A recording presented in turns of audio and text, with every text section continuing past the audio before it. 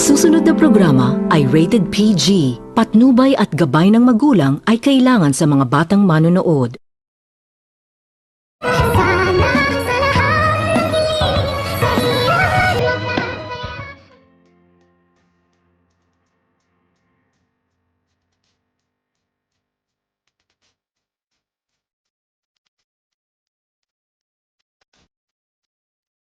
Pagkatapos nitong malaman ni Dax ang katotohanan na ginagamit lang pala umano ito ni Zoe at hindi naman umano nito totoong mahal ni Zoe itong si Dax. Pagkatapos nitong makita ni Dax itong si Zoe, nakausap nito ni Zoe ang isang doktor, kung kaya't narinig nito ni Dax sa kanyang dalawang tainga at nakita nito sa kanyang dalawang mata kung paano nito nilalandi ni Zoe ang isang doktor, kung kaya't agad naman din itong nagtanong itong si Dax kung sino umano ang pangalan ng doktor na nilalandi ni Zoe. At dito nang mapag-alaman nito ni Dax na siya pala umano ang crush ni Zoe na itong si Dr. Luke, at ang buong akala umano nito sa mga tauhan ng Apex Medical Hospital ay magkasintahan na umano silang dalawa ni Zoe at ni Dr. Luke, kung kaya't na ginagamit lang pala umano siya ni Zoe. At dito agad naman din itong tinawagan ni Dax itong si Moira at sinumbatan nito ni Dax itong si Moira na hindi naman pala umano totoo na mahal nito ni Zoe itong si Dax. At dito agad naman din itong sinabihan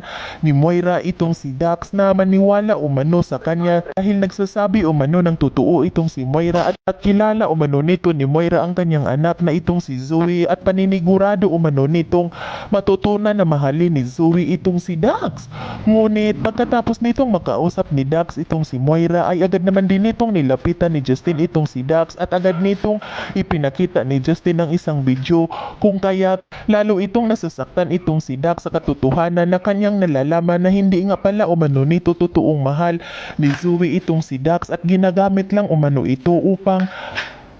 bumaliktad at hindi na umano makukulong ang kanyang mami na itong si Moira, kung kaya't nang makita nito ni Dax itong si Zoe ay hindi nito napigilan ni Dax ang kanyang sarili at agad nitong nilapitan ni Dax itong si Zoe at gulat na gulat naman din itong si Zoe kung bakit umano ito sinampal ni Dax. At dito agad naman din itong sinabihan ni Dax itong si Zoe na alam na umano nito ni Dax ang totoo na ginagamit lang pala umano nito ni Zoe itong si Dax upang makalaya umano sa kulungan ang kanyang mami na si Moira.